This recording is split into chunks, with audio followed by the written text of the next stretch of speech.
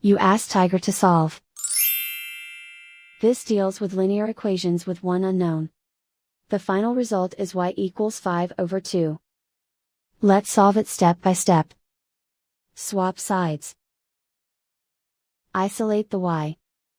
Multiply both sides by inverse fraction 5/-22.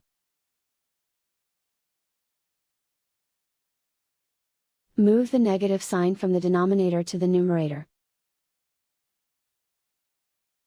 Group like terms. Multiply the coefficients.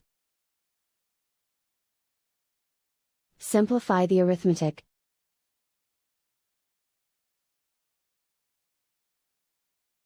Move the negative sign from the denominator to the numerator. Multiply the fractions. Simplify the arithmetic.